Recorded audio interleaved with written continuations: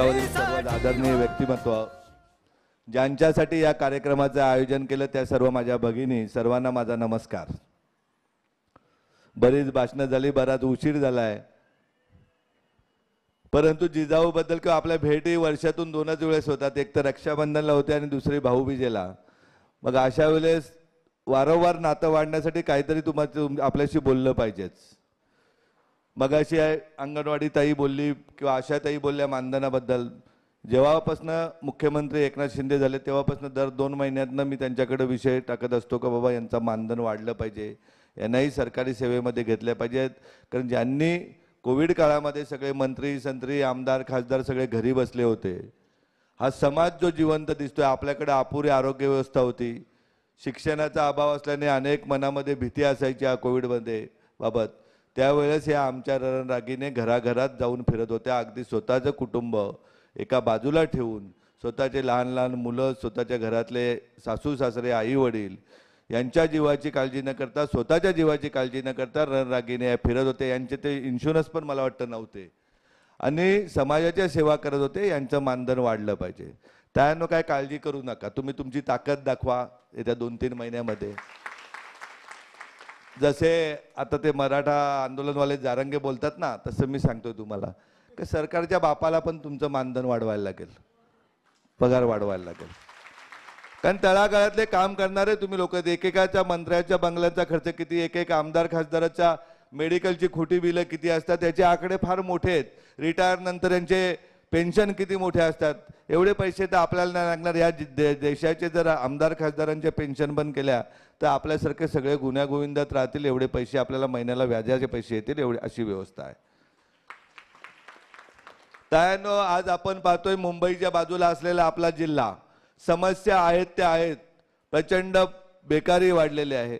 अगदी तुम्हाला 3,000 4,000 5,000 रुपये पगारामध्ये तुम्हाला कामाला जायला लागतं।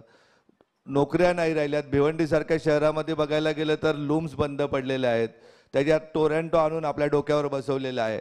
अशा परिस्थितीमध्ये 1-2-5% लोक हे श्रीमंत होत चाललेले, आपण गरीब 95% लोक आहोत, तर आपण गरीब ते गरीबच आहोत। रक्षाबंधन भाऊबीज हा आपलं निमित्त असतं। संकटाच्या काळात तुम्ही काम केलं, तुमचा सन्मान करणे हे जिजाऊचं प्रथम कर्तव्य, त्या दृष्टीने आपण एकत्रित आलोय। परंतु एकत्रित आलोय तर आता काहीतरी चांगलं करून जाऊया आपण।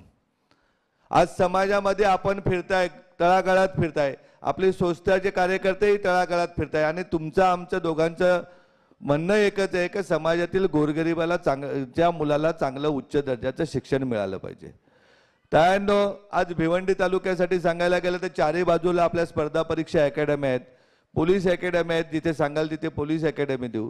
त्याचबरोबर आंबाडी येथे CBSE स्कूल आहे, खारबाव किंवा आता दिवा अंजूर आली ना, कुठली ग्रामपंचायत आली आपली, केवणी दिवा ग्रामपंचायत, आपले सरपंच बसलेले, तिथे जागा मिळते, तिथेही एक आपण चांगली CBSE स्कूल टाकतो।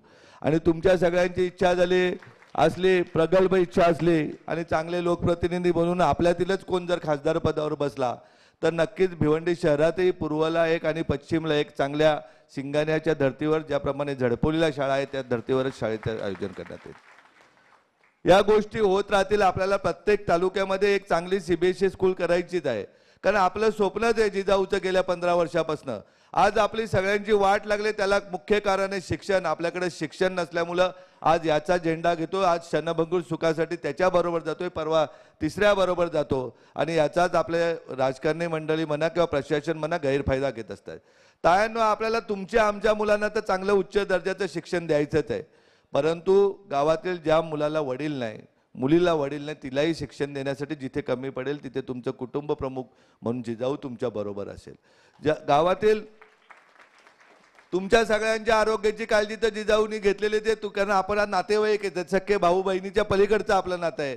परंतु गावातील कुठलीही एखादी आजी राहू दे, आजोबा राहू दे, गरीब माणूस राहू दे, त्यांच्याही आरोग्याची काळजी आम्हाला सर्वांना घ्यायची। त्यांना कोणालाही एकही रुपया कुठल्याही आजाराला लागणार नाही अशी व्यवस्था आपल्या जिजाऊनी केलेली आहे। आपण फक्त संपर्क वेळच्या वेळी करा। आज महिलांमध्ये कॅन्सरचं प्रमाण मोठ्या प्रमाणात वाढतंय। आपण ज्या वेळेस महिलांना कुठल्याही आजाराची लागण वाटली त्या वेळेस आपल्या झडपोलीच्या रुग्णालयात पाठवा, तिथे महिला डॉक्टर आहेत, त्याच्यामुळे आजार कोण लपून ठेवणार नाही। अगदी त्यांना बरं करण्याचे काम आपल्याला आपली जिजाऊ करेल। आपल्याला आपला विद्यार्थी शिकवायचा, आपला माणूस वाचायचा आहे।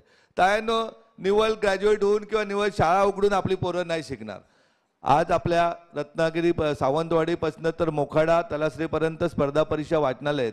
झडपोली येथे महाराष्ट्रातल्या सगळ्याच जिल्ह्यातील स्पर्धा परीक्षेची मुलं शिकतात. अगदी आई वडील नसलेला मुलगाही आपल्याकडनं IPS झाला. आता पश्चिम बंगालला त्याची नेमणूक झाली. अनेक पोरं डेप्युटी कलेक्टर केंद्रामध्ये नोकरीला लागले. पोलीस तर अगदी कचऱ्यासारख्या आपल्या जिजाऊच्या अकॅडमीतनं लागले की एका वर्षामध्ये साधारण 600 ते 700 पोलीस आपल्या अकॅडमीतून नोकरीला लागले. परंतु तायांनो आपल्याला ठोस काम करायचं आहे. जशी अधिकाऱ्यांची पोरं असतात ना, त्यांचं लहानपणी आई वडील जर दोघेही IAS असले तर त्यांचं स्वप्न असतं आपला पोरगा पण IAS झाला पाहिजे. त्या दृष्टीने इयत्ता 7वी पासूनच ते धडे देत असतात. तुला अधिकारी व्हायचं आहे, तुला आमच्यापेक्षा मोठा अधिकारी व्हायचं आहे. आमच्या पालघरचे कलेक्टर आहेत बोडके, गोविंद बोडके, भिवंडीला प्रांत होते. त्यांचाही मुलगा आज IAS होऊन कर्नाटकात नोकरी करतो. त्याप्रमाणे आपली सर्वांची मुलं उच्च अधिकारी झाले पाहिजेत. त्यासाठी इयत्ता 9वी पासूनच आपण झडपोली येथे स्पर्धा परीक्षेचं फाउंडेशन कोर्स सुरू केलेलं आहे. इयत्ता 9वी पासूनच डॉक्टर होण्यासाठी गव्हर्नमेंटच्या मेडिकल प्रत्येकाचे पैसे आपण 15-15, 20-20 लाख रुपये आपली संस्था किंवा आपण नाही भरू शकत. परंतु गव्हर्नमेंट मेडिकल कॉलेजला आपल्या विद्यार्थ्याचा नंबर लागला पाहिजे 100%. त्याचं प्रशिक्षण देण्याचं काम आपली जिजाऊ करते का नीटचे क्लासेस इयत्ता 9वी पासून सुरू केलेले आहेत. आपण बघताय का नेहमी तुम्ही पेपरला वाचताय का आपले उद्योगधंदे गुजरातला पळाले. पण अभिमानाने सांगतोय तुमचा भाऊ का अहमदाबादवरनं IIT टीचर आपण झडपोलीला आणलेले आहेत. राजकारणाच्या पलीकडचं आपलं जिजाऊ संस्थेचं काम आहे. आपण JEEचे क्लासेस घेतो, JEEचे की ज्याचे 4-4, 5-5 लाख रुपये फी आहे. त्याही क्लासेसची व्यवस्था आपण इयत्ता 9वी पासूनच केलेली आहे. का 100% आम्हाला दरवर्षी 40 विद्यार्थी हे गव्हर्नमेंट मेडिकल कॉलेजलाच MBBSला गेले पाहिजेत. दरवर्षी 40 विद्यार्थिनी या IITलाच गेल्या पाहिजेत. किमान 40 विद्यार्थी हे डेप्युटी कलेक्टर रँकची परीक्षा दरवर्षी पास होऊन अधिकारी पदावर आपल्या अकॅडमीतून गेले पाहिजेत. किमान 10 विद्यार्थी तरी दरवर्षी IAS झाले पाहिजेत. अशा प्रकारचं आपल्या जिजाऊचं स्वप्न आहे. आज आपण बघायला गेले अनेक मोठमोठे प्रकल्प आपल्या भिवंडी तालुक्यातनं गेले. बडोदा एक्सप्रेस गेला, अनेक गॅसच्या लाईन गेल्या. नको त्यांच्या जमिनीवरती नको तेवढे पैसे दाखवून लोकांनी, राजकारण्यांनी, अधिकाऱ्यांनी हजारो करोड रुपये जमा केले. तुमच्या आमच्या जमिनीत भावाभावांच्यात भांडणं लावून त्याचा फायदा तो प्रांत मागतो. भिवंडीचा 30%, 40% द्या, मग तुम्हाला तुमच्या बाजूला न्याय देईन. अगदी कोर्टाचा निर्णय असला तरी पण आपल्याला गोरगरीब माणसाला न्याय मिळत नाही. त्यासाठी प्रांतच आपले बसले पाहिजेत. त्याची हिंमत नाही झाली पाहिजे कोणत्या राजकारण्यासमोर झुकायची आणि आपल्या शेतकऱ्यावर अन्याय करायची, आपल्या शेतकऱ्याच्या कमिशनमधून पैसे खायचे. आज आपण पाहतोय अनेक लोक स्वतःच्या फायद्यासाठी त्याचा उपयोग करतात. आपल्याला थोडंसं समाजाच्या फायद्यासाठी करायचं आहे. तुम्ही आम्ही चटणी भाकर खाऊन सुखी आहोत ना. आज आता बसलेले व्यासपीठावरील आणि समोरील किती लोक दुपारी जेवलोय आपण, परंतु आपण आनंदीत आहोत ना. आपल्याला काय गरज नाही की रोज 4 टाइम खाल्लं पाहिजे असं. आपल्या जेवणाव्यतिरिक्त उरलेलं जे धन आहे किंवा उरलेलं अन्न आहे ते समाजातील जे उपाशी आहेत त्यांच्यासाठी आपल्याला खर्च करायचे. आपल्याला आपले जजेस बनवायचे तायांनो. न्यायाधीश जर आपला एखादा जर आपला तुमचा आमचा मुलगा किंवा मुलगी जर हायकोर्टात जर जजेस असती तर आपण तुमची याचिकाच टाकली असती हायकोर्टात का एका बाजूला सरकार सांगतं किमान 350 रुपये रोज दिला पाहिजे रोजगार हमीचा आणि आम्हाला 3000 रुपयात महिन्यात वापरून घेतला जातं, आमच्या बाजूला निर्णय आला पाहिजे आणि आपण कोर्टाकडून आदेश सरकारला द्यायला लावले असते का किमान 10,000 रुपये यांना पगार दिला पाहिजे. परंतु आज आपल्या न्यायव्यवस्थेमध्ये आपली लोक नाही आहेत. त्यामुळे कोणी येतो डफली वाजून निघून जातो. आपल्याला आता आपले न्यायाधीश बनवायचे आहेत तायांनो. प्रत्येक ठिकाणी आपल्याला छोटा मोठा माणूस का नाही आपला माणूस मोठा करायचा आहे, त्याला पुढे घेऊन जायचं आहे. आपल्याला कुठल्या शेतकऱ्यांच्या जमिनी खायच्या नाहीत किंवा आपल्यातील कुठल्याही भगिनीला जमीन विकायला लागणार नाही याची काळजी तुमचा भाऊ म्हणून निलेश सांबरे घेईल एवढं नक्की तुम्हाला सांगतोय. अगदी 1 स्क्वेअर फूट ही जागा आपल्याला विकायची नाही. जागा या पूर्वापार चालत आलेल्या आहेत आणि कुठला उद्योगधंदा करायला नोकऱ्या लागायला आपल्याला जमिनी विकायची गरज लागणार नाही. नोकऱ्या हजारो नोकऱ्या दरवर्षी जिजाऊ निर्माण करेल आणि आपल्या तरुणांना तरुणींना नोकऱ्या देण्याचं काम जिजाऊ करेल. प्रत्येक क्षेत्रामध्ये जेव्हा जेव्हा आपले IITला उद्या 500 पोरं गेली त्यांनी 1-1 कोटी रुपयाचं पॅकेज केलं तर 500 कोटी रुपये आपल्याकडे वर्षाला येणार आहेत. ते पैसे ते समाजासाठीच वापरणार आहेत. तुम्ही काय काळजी करू नका. एकटा जरी मी थकलो तरी आपली नवीन पिढी आहे ती आणखीन तयार होऊन ते आपल्याला संस्था ही 4 वर्षात नाही आणखीन 400 वर्षे कशी चालेल अशा प्रकारचं नियोजन आपण करतोय. तायांनो, छत्रपती शिवाजी महाराजांच्या काळात जिजाऊंनी शिकवणूक दिली का त्यावेळेस मोगलांची सत्ता होती किंवा अनेक परराज्यातनं लोक येत होते, राजे येत होते, अन्याय करत होते. आजही परिस्थिती वेगळी नाहीये. आज स्वातंत्र्य मिळून 76 वर्षे झालेत. प्रशासन आणि लोकप्रतिनिधी या दोघे मिळून समाजाची सेवा करण्याचं काम असतं, परंतु ते एकदा खुर्चीवर बसले का त्यांना मेवा खाल्याशिवाय दुसरं काय दिसत नाही. आता निवडणुका आल्या का त्यांना परत आपण दिसतो, कुठे शिधा वाटायला जाऊ, कुठे काय वाटायला जाऊ. अगदी तुमच्या भिवंडी तालुक्याची परिस्थिती सांगायला गेली तर अगदी कमरेचं सोडून दिले लोकप्रतिनिधींनी. आमच्याकडे कुडूस आणि अंबाडीच्या मध्ये एका स्टील चोरीचं दुकान पण एका लोकप्रतिनिधीच्या नातेवाईकांनी टाकलंय. बघायला गेलं तर कोणला स्टीलचं चोरीचं दुकान आहे, जिकडे जाल तिकडे मानकोळी नाक्यावर स्टील चोरीचं दुकान आहे. म्हणजे अगदी भंगारचे धंदेही सोडायला नाही लावलेत. मग आपली पोरं करतील काय? आपली पोरं काय यांच्या पाठीमागे झेंडे घेऊनच जाणार आहेत का? तुम्हाला मी त्याने सांगतो, ज्याला जिला रोजगार करायचा असेल तिला रोजगारासाठी पिठाची चक्की म्हणा, अगदी परप्रांतीय बांधव गाडी चालवत होते त्याप्रमाणे गाडी सांगा, हातगाडी सांगा, शिलाई मशीन सांगा, ज्या जे मागाल त्या प्रकारे आपण आपला माणूस उभा करण्यासाठी सगळेजण एकत्रितपणे प्रयत्न करूया.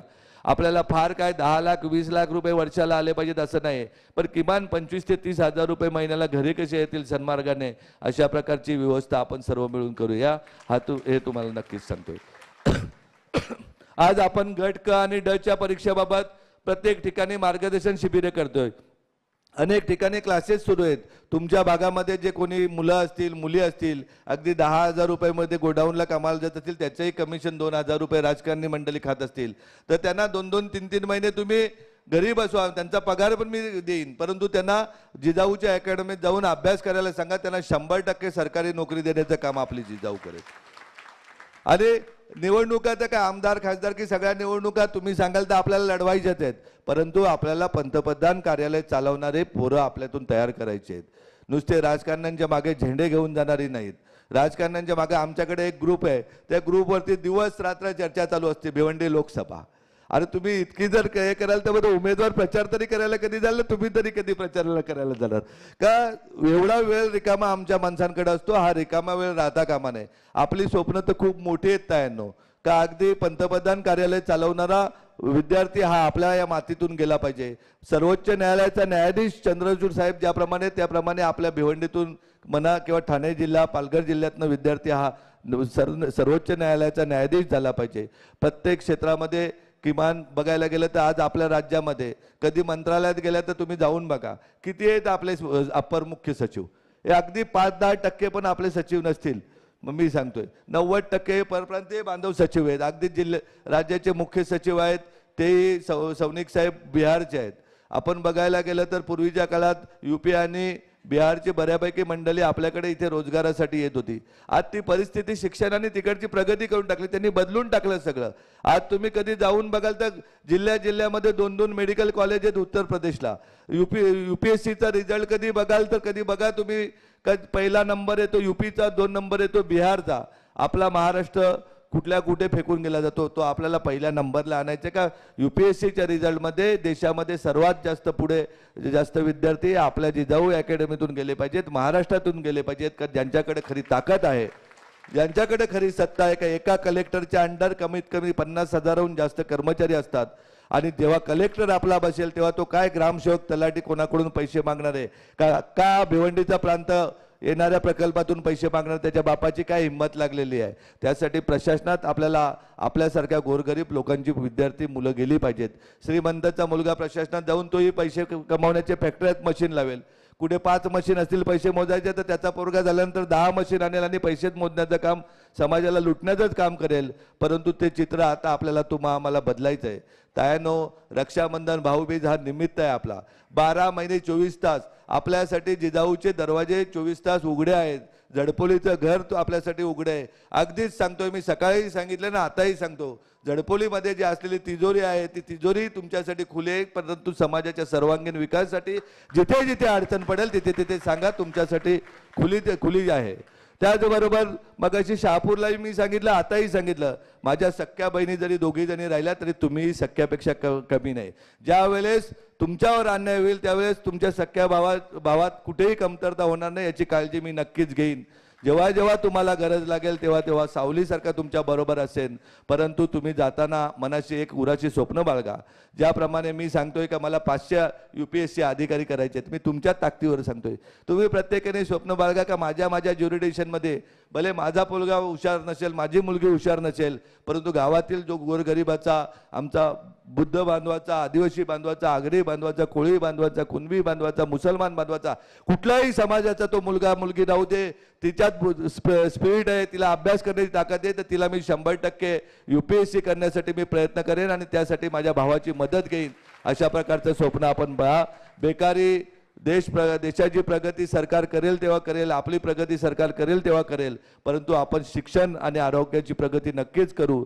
आणि गावागावामध्ये ओळख अशी झाली पाहिजे. मग अशी सांगितलं हा कांदली गाव, हा पडगा गाव, तर असं सांगितलं पाहिजे का पडग्याचा गावचा हा कलेक्टर, या कलेक्टरचा गाव आहे पडगा. हा भिवंडी तालुका सगळ्यात जास्त बिहारपेक्षा, बिहार आणि UPची लोक पूर्वी भिवंडीत राहायचे, पण सर्वात जास्त आज जशी अराजकता भिवंडीत आहे त्याला सुराज्य असणारा भिवंडी तालुका, अशा प्रकारची तालुक्याची आपण निर्मिती करूया. तुम्ही काल पण आपण एकत्र होतो, आजही असू आणि उद्याही असू, काय काळजी करू नका. एका कुटुंबाप्रमाणे आपण कायमस्वरूपी एकत्रित राहू आणि गुण्यागोविंदांनी राहू. एकच पिढी नाही तर आपल्या अनेक पिढ्या आपण सोबत राहून चांगल्या प्रकारे समाजाचं कल्याण करू, एवढा आपल्याला शब्द देतो. आपण कधीतरी या जडपोलीला आणि पहा, अगदी पूर्वीच्या काळामध्ये सांगत होते का बारामती सगळ्यात 1 नंबर, सिंधुदुर्ग 2 नंबर. आज अभिमानाने सांगतोय का JEE नीटसाठी आपल्याकडं बारामतीतल्याही मुलं आहेत आणि सिंधुदुर्गातलेही मुली आहेत. तर आपल्याला आपली पोरंही शिकवण्यासाठी त्यांना स्वप्न दाखवा, त्यांचे स्वप्न पूर्ण करण्यासाठी जिजाऊ 100% प्रयत्न करेल आणि त्यांना यश मिळवून देईल, हा आपल्याला शब्द देतो भाऊबीजेच्या दिवशी. आणि थांबतो. जय हिंद, जय महाराष्ट्र.